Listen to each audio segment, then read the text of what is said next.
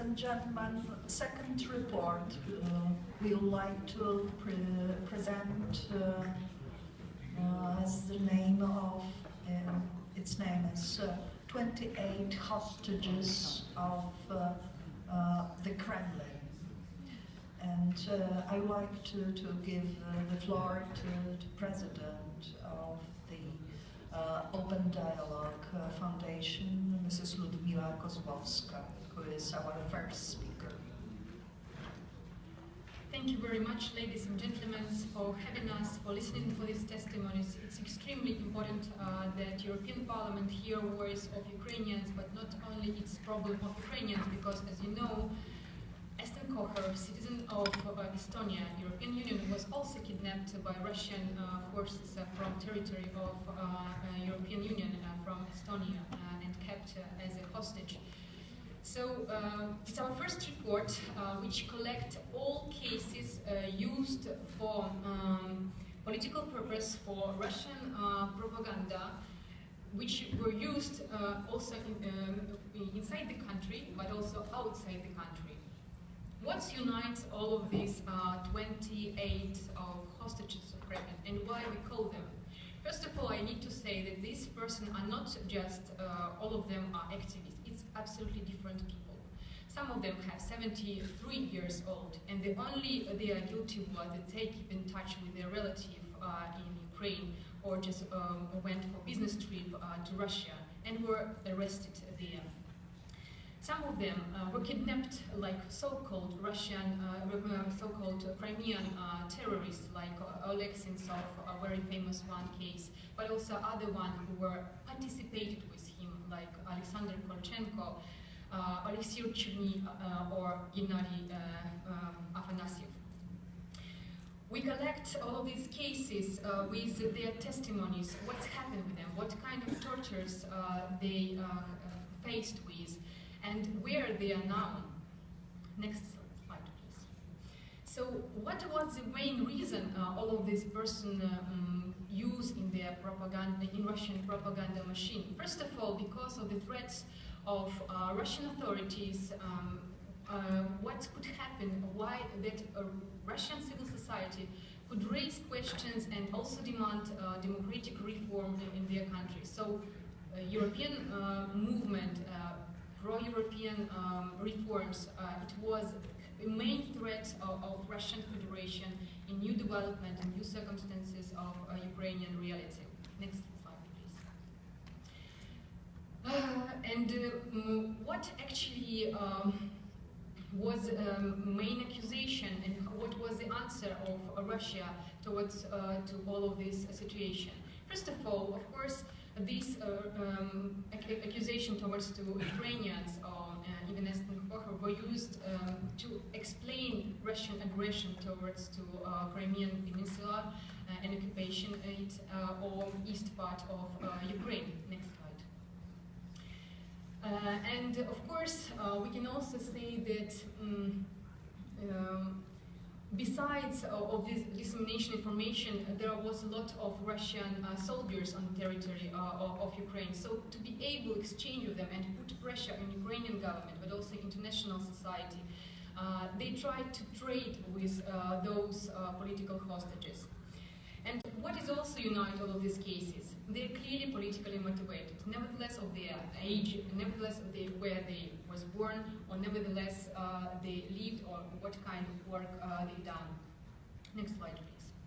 So until our report collect all of these cases, it's first time, as I said, all of these cases were collected, and I have to say that it was done thanks to huge support of Russian human rights defenders, special monitoring commissions which are able to go to detention places in Russia and meet with different detainees and interview them.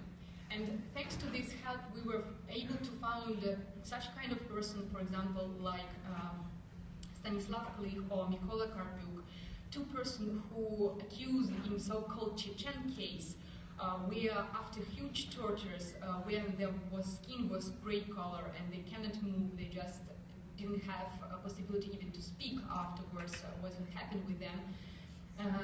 Their testimonies after all this were used to accuse Prime Minister of Ukraine, Yatsenyuk, as a person who participated in the beginning of the 19th in Chechen war. So, of course, we are not in position at the moment, since we are limited, to explain why all these accusations are all fabricated, but you can also read it in our report.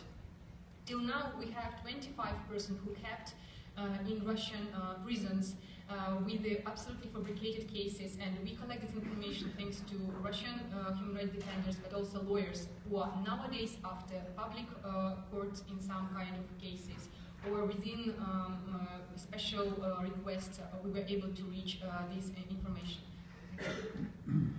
So first of all, as I said, I would like to focus on the cases which are most urgent.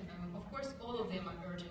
The same like the case of Nadezhda Savchenko, on which we work from the very beginning, providing her help with lawyers and doing an advocacy campaign. But now I want to focus on those who is absolutely in a huge danger because of lack of medical and legal help, and because they are actually sent far away of the center of Moscow, so it's difficult even to reach their detention places. First of all, I would like to speak about Gennady Afanasyev. This is a very young person who was bravely stated on the court hearing that he was severely tortured, and only afterwards he gave testimonies against Oleg Sentsov. And this was the only actually accusation was built towards all of these so-called Crimean Tatars, or Crimean terrorists. And of course, this was the reason that Russian Federation, Kremlin, wants to punish and to make it publicly and understandable for everybody, that if you will do something against regime, you will be punished, and you will send and you will kept in isolated, absolutely cell, and you will not have any kind of medical aid. And he's now in a really dramatic health condition. The next one case is, as I said and mentioned before, it's Yuri Soloshenko. He's 74 years old, will be in this year, and he has cancer, he has huge problems with his heart, and can you imagine that he was transferred for more than 3 weeks in a very terrible condition in a train from the city of Moscow to the very center of Russia, which actually has very strict and very terrible conditions of weather. And also mentioned before cases of Mykola Karpyuk and Stanislav Klich. For example, nowadays is ongoing process in Chechnya, in Grozny. So relatives, when they wanted to testify that it was not even possible, and to try and provide any kind of legal instruments and evidence that this person were not able to participate in Chechen war, the judge just said that he is not able to listen to them and changed the date. What does it mean for this person? This person has no money to travel all the time. It's up, some of them taking loans, credits in the bank to use their last opportunity to see, to meet with their family members, and to try at least defend them.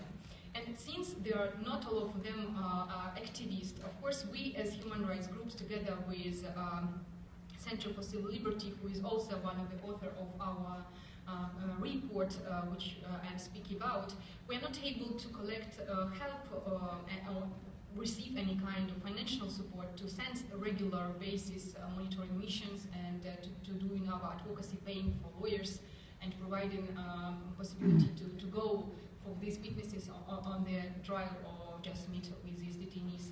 So it's huge problems, and of course Russian Federation awares about it, though they use opportunity and change the dates, so it even hurts more us. So next slide, please.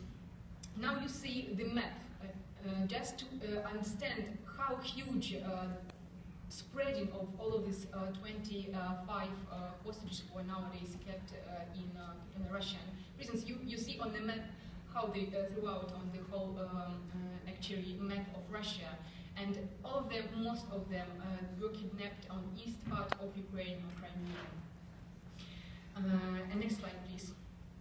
Here you can see that green balls is a person who were released. Blue one is person who under the risk or to be arrested is only one person actually, and red one is all of them are in detention, in arrest, or already sentenced. Next one. So actually, what we can do, since we have very limited time, and I would like to give the floor to my colleagues who will witness from the first hand what's happened with them. First of all, I have to thank you all of members of the European Parliament who supported our list of Savchenko. Just immediately, the same day, Peskov, together with others, reacted, and they said it's a very unhuman way of treat Russian politicians. But actually, it's a clear sign that it's effective. That means that they are sensitive. And for us, list of Savchenko is preventive tool that we will act and we will save life of these people before they will die. Not waiting like in case of Magnitsky that after he's died and 6 years afterwards, maybe some parliaments will adopt these sanctions. I think nowadays we are on another level to speak about this issue. And we are happy to say that even Russian politicians, all Russian oppositioners supported our list of Savchenko and even helped us to make it broader and include all politicians responsible for these persecutions. Of course, for us as an Open Dialogue Foundation, together with our human rights groups who cooperate with us in Russia and Ukraine, it's very important to have support from national European Parliament. For sure, it will be huge importance to have support, at least a few members of Parliament in France and in Italy. Unfortunately, till now, we don't have any kind of support from these countries, and we're hugely disappointed because of this fact. And if you could involve your colleagues and help us to make such kind of presentation and report, to speak about these issues, to make our testimonies, we would be greatly, greatly happy. Thank you very much once again for attention. Thank you, Mrs. Kozłowska. Thank you.